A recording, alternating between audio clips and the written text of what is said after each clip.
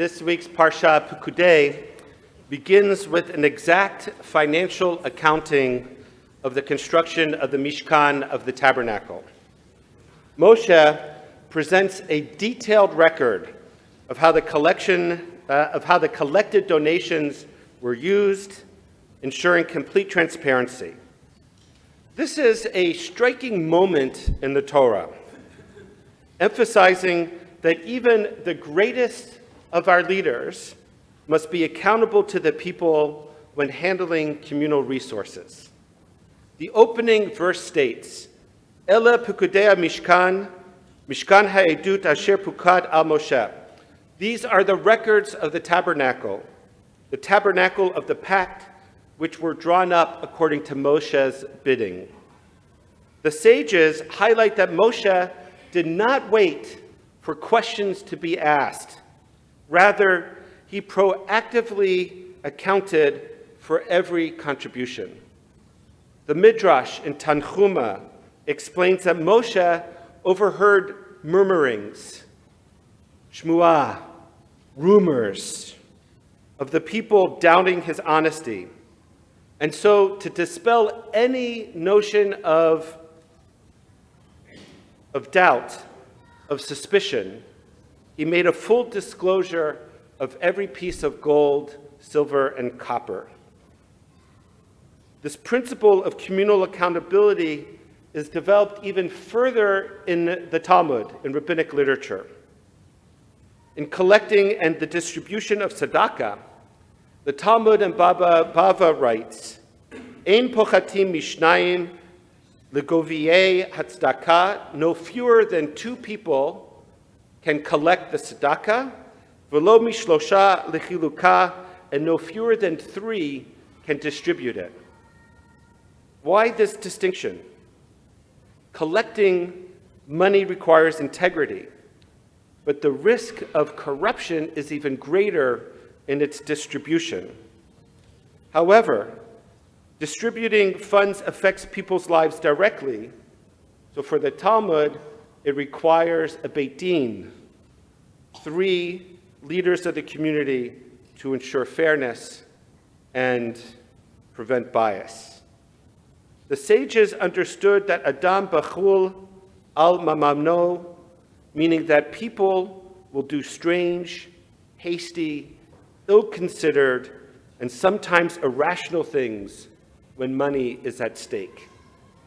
Financial temptation can lead to harm, reinforcing the Torah's demand for ethical leadership.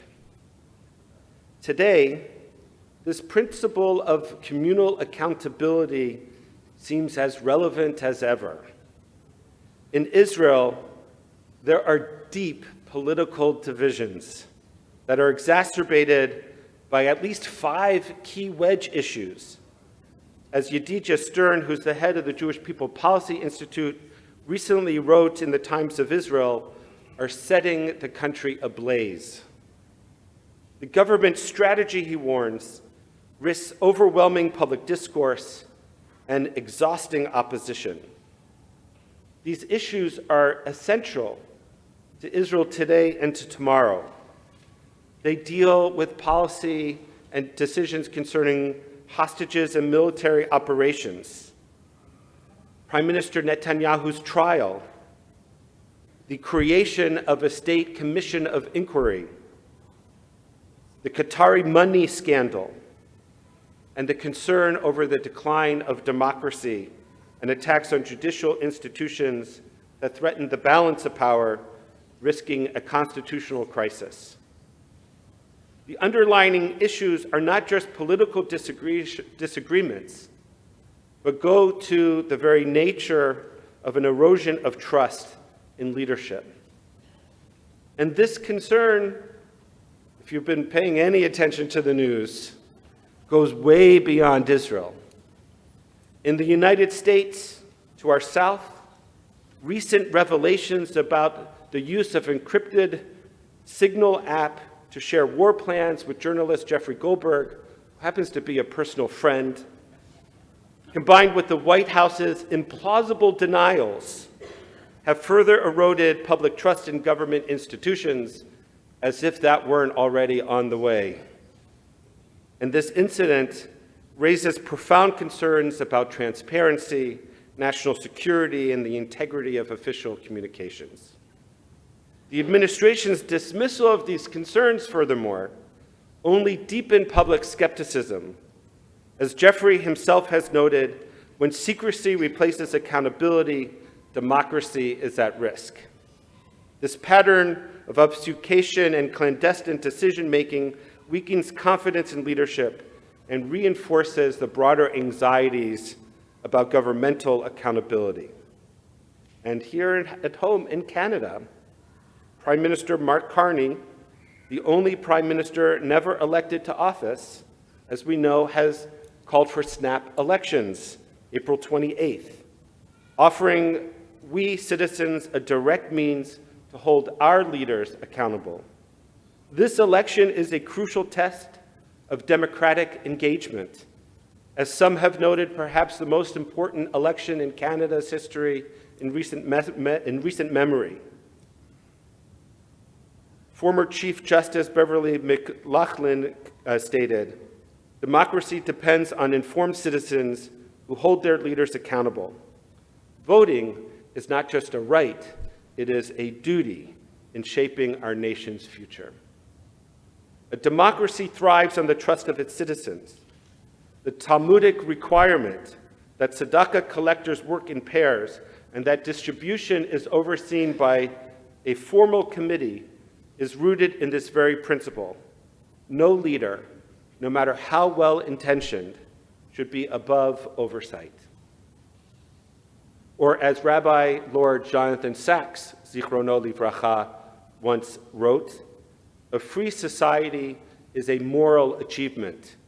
It requires not just laws, but habits of the heart. Without accountability, democracy decays." In a world where trust in leadership is increasingly fragile, the lesson of Moshe's transparency in Pikudei is more vital than ever.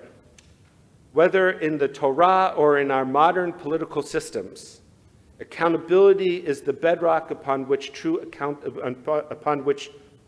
true leadership stands.